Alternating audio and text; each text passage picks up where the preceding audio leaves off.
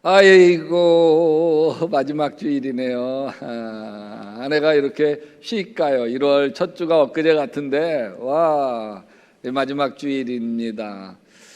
여러분, 누군가가 여러분에게 당신의 2025년을 한 문장으로 말하라면 뭐죠? 이렇게 물으면 여러분 뭐라고 대답하겠어요? 뭐 생각이 복잡해지죠. 우리가 살아왔던 2025년도 그냥 쉽게 정리하기가 어렵지 않아요. 수많은 사연도 있고 수많은 사건도 있고 또 거기에 딸린 우리의 마음과 감정도 복잡하니 뭐라고 정리를 하지? 여러분 막막하기만 할 거예요. 뭐 직장인들은 어쩌면 성과표 떠올릴 거고 학생들은 성적표, 한 해 성적표를 떠올릴지 모르겠어요. 부모들은 그 자녀들을 떠올릴지 모르고 사업가들은 통장의 잔고를 떠올릴지 모르겠습니다. 근데 그런 결과라고 하는 게 우리가 좀 부족하고 형편이 없어도 괜찮은 거는 여호와께서 우리 중심을 보시기 때문입니다. 아멘. 사람은 외모를 보거니와 여호와는 중심을 보느니라. 그렇죠. 그래서 우리가 좀 보잘것없는 결과가 있더라도 상관이 없는데 문제는 내 중심에서 내가 나에게 너그럽지 못한 거예요. 내가 나에게 가혹해요. 내가 나에게 자꾸 나를 정죄해요. 이것밖에 못해. 바보같이. 너는 늘 그래. 그래서 12월이 이게 감사의 달이기보다는 좀 자꾸 나를 자책하는 달이 되기 쉽습니다. 전도서 기자는 이렇게 이야기해요. 하나님은 사람들에게 과거와 미래를 생각하는 감각을 주셨다. 그러나 같이 합시다. 사람은 하나님이 하신 일을 처음부터 끝까지 다 깨닫지는 못하게 하셨다. 우리가 늘 인생의 전체를 보고 싶지만 하나님은 우리가 일부만 보게 만들어 놓아서 우리의 인생이 늘 미완성처럼 우리는 느껴지게 됩니다. 미완성 인생들에게 이 오늘 시편 마지막 장, 시편의 끝이죠. 150장을 펼쳐 보여주는데 시편은 1편서부터 쭉 읽어온 본이면 시편 150편이 좀 당황스럽습니다. 왜 그럴까요? 여러분 시편 1편은 복 있는 사람은 악인의 꾀를 따르지 아니하며 복 있는 사람에 대한 이야기를 시작하죠. 3편에서는 다윗이 비참하게 도망해야 하는 수치와 두려움이 나오죠. 또 13편에서는 여호와의 어느 때까지입니까? 나를 영원히 잊으시나이까? 주의 얼굴을 나에게서 어느 때까지 숨기시겠나이까? 아주 간절한 절규도 나옵니다. 또 시편 51편에서는 다윗의 뼈 깎는 회개의 고백이 나오죠. 하나님이여 내 속에 정한 마음을 창조하시고 내 안에 정직한 영을 새롭게 하소서. 그런데 마지막 150편에는 스토리가 없어. 고난을 겪는 사연도 없어. 하나님을 탄원하여 부르짖는 질문도 없어요. 현실이 괴로워서 고통스러워 흘리는 눈물 이야기도 없어. 그냥 150편은 그저 반복하는 게 있어요. 찬양하라, 찬양하라, 찬양하라, 찬양하라 13번이나 반복합니다. 한번 읽어볼까요? 할렐루야, 주님의 성수에서 하나님을 찬양하여라. 하늘 웅장한 창궁에서 찬양하여라. 주님이 위대한 일을 하셨으니 주님을 찬양하여라. 주님은 더없이 위대하시니 주님을 찬양하여라. 참 힘겹게 인생을 좀 후회하고 이러는 우리에게 이건 좀 불친절한 말씀이에요. 아무 설명도 위로도 없어요. 그냥 찬양하라는 거예요. 그래서 우리는 오해할 수 있어요. 이거는 그래도 인생 끝이 정말 괜찮아진 사람, 인생 끝이 정말 하나님이 날 이토록 축복하셨구나, 그렇게 고백할 수 있는 사람들 많이 하는 고백이겠지 싶어요. 근데 이 고백한 당사자가 누구예요? 다윗이에요. 다윗은 정말 고된 인생과 삶을 겪어야만 했어요. 광야 그 10년 동안만 고됐고 그 다음부터 평탄했 아니에요. 여러분 다윗은 광야의 해를 살아야 했던 때가 있어요. 이때는 뭐 살기 위해 숨만 쉬던 때죠. 다윗은 기름 부음을 받았지만 곧바로 왕이 되어지는 건 아니었어요. 오히려 사울의 질투를 받아서 도망자의 인생을 살아야 됐죠. 도망 다녀야 했던 건 엔디게, 아골람, 굴 이런 광야를 헤매면서 다녔는데 거기는 사람이 살 때가 아니에요. 짐승들이 사는 곳에서 짐승처럼 살아야 됐던 시간들, 이런 시간들에게 주님을 찬양하라 뭐하라 이게 쉽게 되어지지 않죠. 다윗의 이때 기도는 단순했을 거예요. 참으로 하나님, 나를 불쌍히 여겨주시옵소서, 불쌍히 여겨주시옵소서. 내 영혼이 주님께로 피합니다. 같이 합시다. 이 재난이 지나기까지 내가 주님의 날개 그늘 아래로 피합니다. 이때는 마침이 바싹바싹 마르는 해죠. 10년 동안. 이때 다윗은 쉽게 찬양할지어다 한 해를 마칠 수 없었을 거예요. 그냥 살아남는 거, 숨 쉬는 거, 이게 유일한 목표였을 것입니다. 또 다윗에겐 수치의 해도 있죠. 자기 자신을 견딜 수 없었던 부끄러운 시간, 이게 밧세바 사건이에요. 가장 다윗의 인생의 어두운 때죠. 다윗이 여호와 보시기에 악을 행하였더라. 이해 다윗은 하나님보다 자기 욕망을 선택했고 회개하기보다는 은폐하는 것 선택을 합니다. 나단 선지자가 나타나서 당신이야, 그때 완전히 무너지죠. 내가 여호와께 죄를 지었나이다. 그 해는 부끄러워서 여호와를 찬양할 수가 없었을 거예요. 그냥 침묵과 눈물로 지나가는 한 해였을 것입니다. 또 통곡의 해도 있죠. 이때는 하나님이 좀 원망스러웠을 거예요. 아들 압살롬의 반역은 다윗 인생의 가장 잔인한 때였습니다.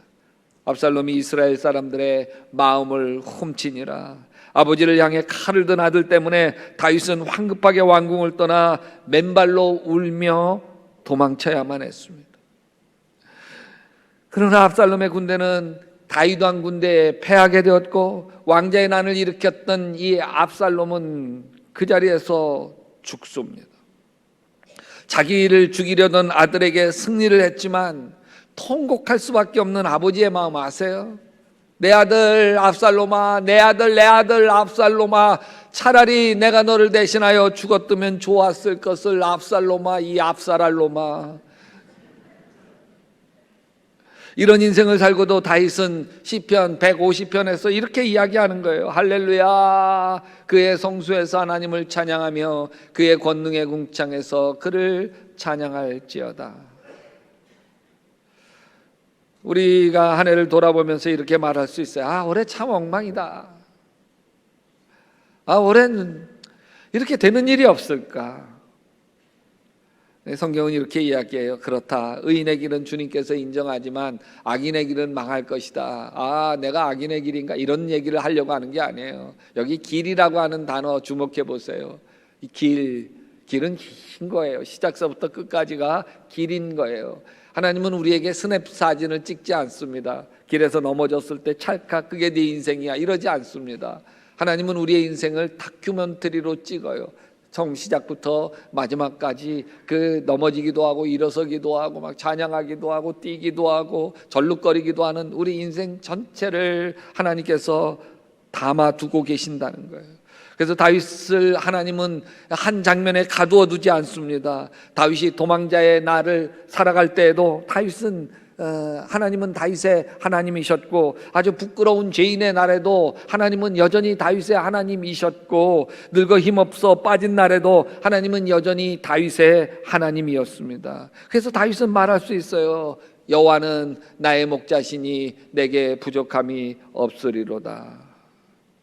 부족함이 없다는 말은 문제가 없다는 말이 아니에요. 문제투성이의 인생과 삶을 지나갈 때 하나님은 피할 길 주시고 아멘, 감당할 힘을 주셔서 내게 부족함이 없게 되었다고 하는 고백이에요.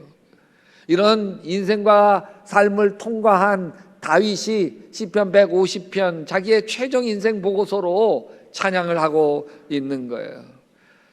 다윗의 인생의 마지막 고백이죠. 한번 읽어볼까요? 호흡이 있는 자마다 여호와를 찬양할지어다. 뭐가 있는 자? 호흡이 있는 자.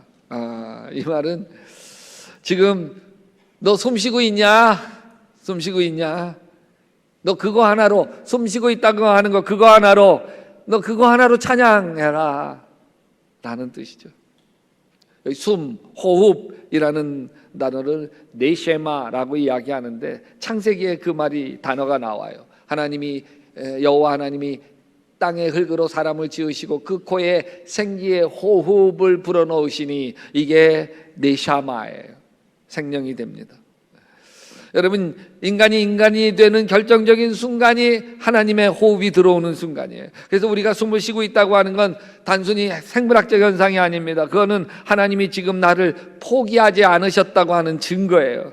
그래서 다윗은 말년의 찬양을 이렇게 정리합니다. 하나님, 내 인생의 성과는 엉망일 수 있습니다. 그러나 주님이 아직 내 코끝에 손을 떼지 않으셨습니다. 여러분, 지금 이 순간 한번 해보실래요? 아무 말 없이 그냥 숨을 내셨다가 크게 들이마셔 보세요. 그리고 좀 참아보세요. 여러분, 우리가 숨이 있기 때문에 살아있는 거예요. 숨이 있다고 하는 건 하나님이 우리에게 생명을 허락하셨다는 뜻이죠. 여러분, 지금 우리가 살아있습니다. 살아있어요. 근데 어떤 날은 살아있는 것 자체가 버거웠던 때 없으세요? 우리가 살아있어요. 근데 아침에 눈을 뜨는 것이 참 힘겨웠던 때 말이죠. 그리고 하루를 잘 버텼다고 하는 것만으로도 다행이다 싶은 날들 혹시 없으세요? 기도할 힘조차 남아있지 않았던 날들 말이에요. 다윗에게도 그런 날들이 있었어요.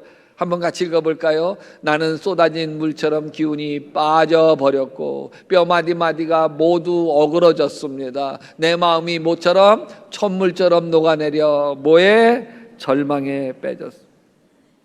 그래도 다윗의 고백이 이런 거예요. 난 숨은 남아 있었습니다. 숨은. 그래도 나는 살아 있었습니다. 그래도 나는 하나님이 숨쉬게 하여 주셨습니다.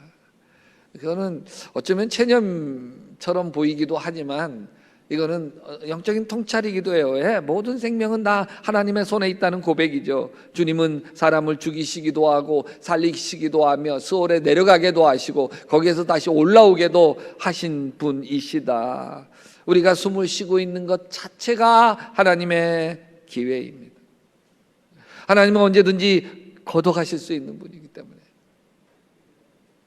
여러분, 우리 교회는 최근에 갑자기 사별의 슬픔을 겪어야 됐던 장례 3차례나 치루었어.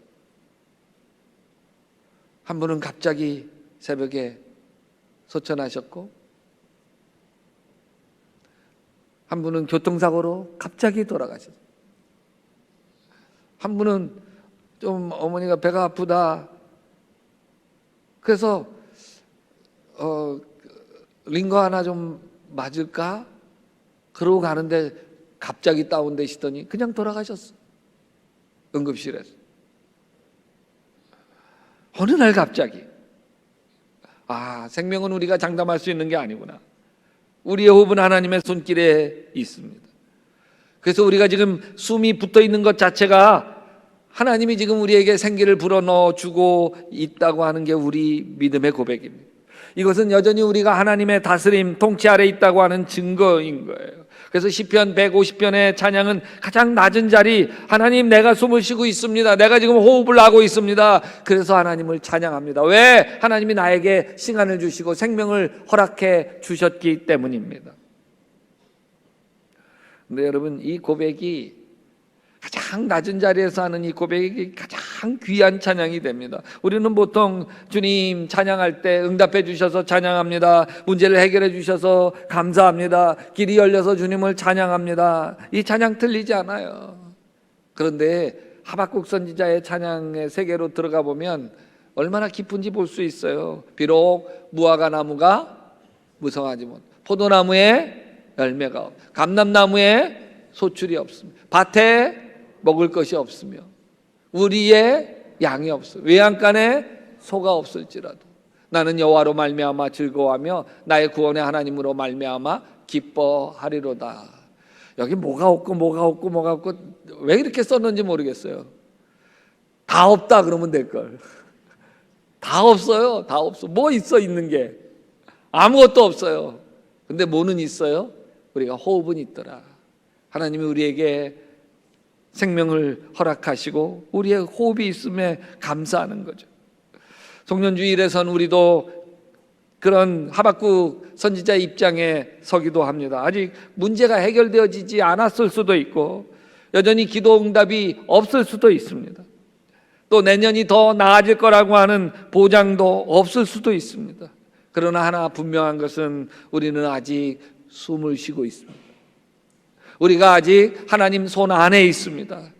그래서 우리는 바울처럼 고백할 수 있습니다. 시작. 우리가 살아도 주를 위해서 살고 죽어도 주를 위해서 죽나니 그러므로 사나 죽으나 우리가 주의 것이로다.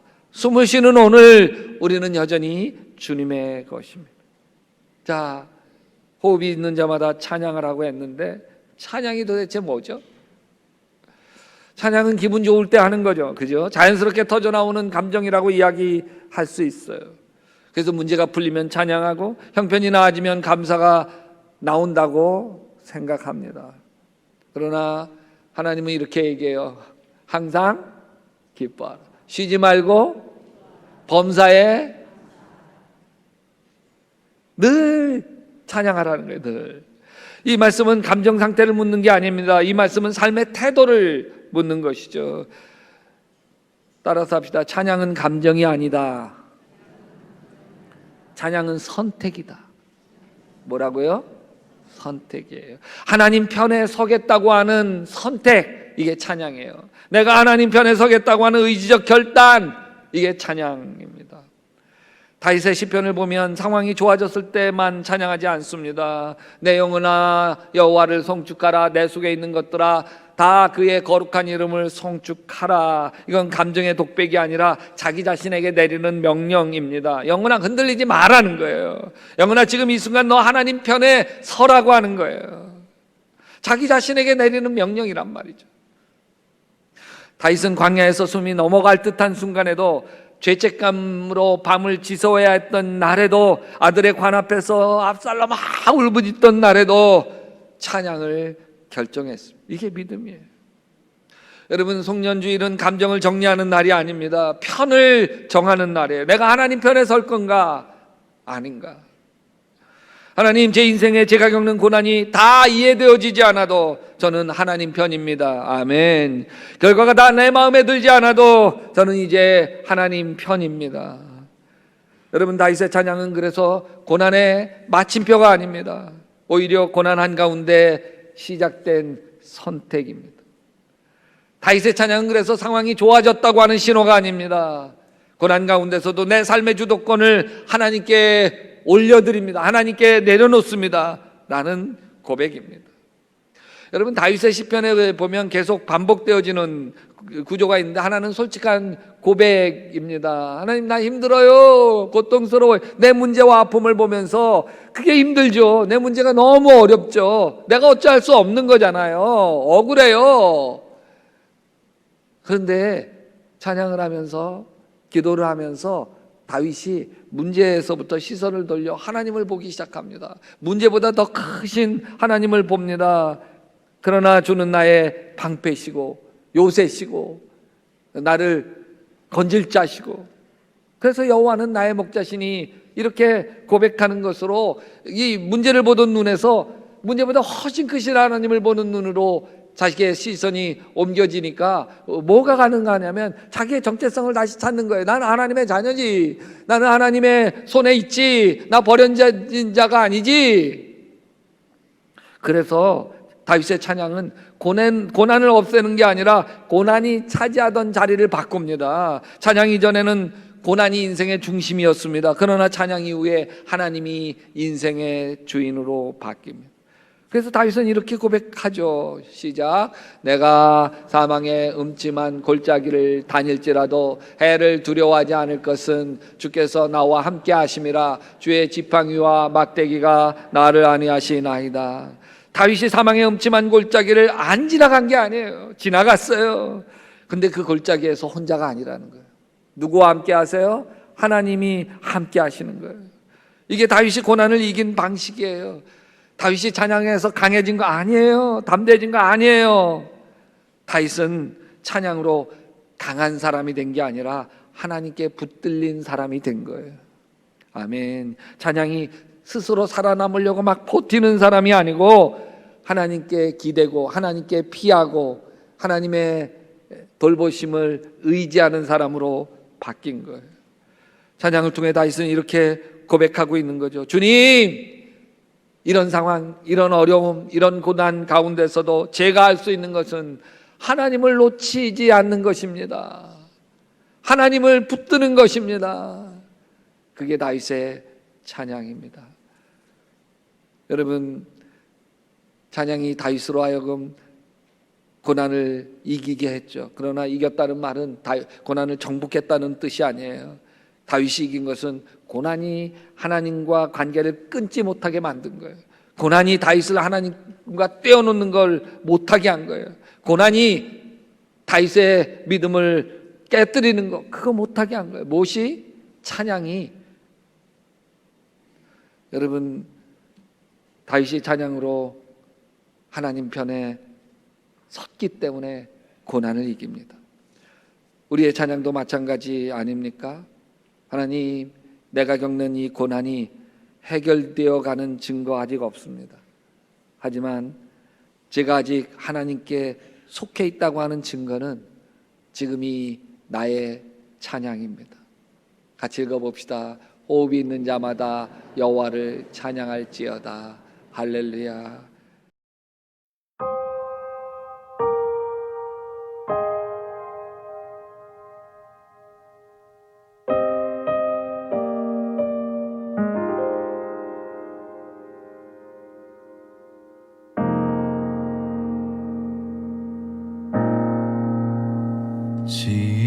지금까지 지내온 것 주의 크신 은혜라. 한이 없는 주의 사랑 어찌 이루 말하랴. 자나깨나 주의 손이 항상 살펴주시고 모든 일을 주 안에서 형통하게 하시네. 몸도 맘도 연약하나 새 힘 받아 살았네.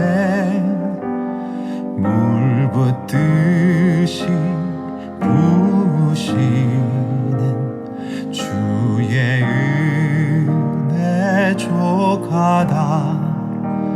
사랑 없는 거리에나 험한 산길 헤맬 때 주의 손을 굳게 잡고 찬송하며 가리라. 주님 다시 되올 날이 날로 날로 다가와. 무거운 짐 주께 맡겨 벗을 날도 멀잖네. 나를 위해 예비하신 고향 집에 돌아가 아버지의 품 안에서 영원토록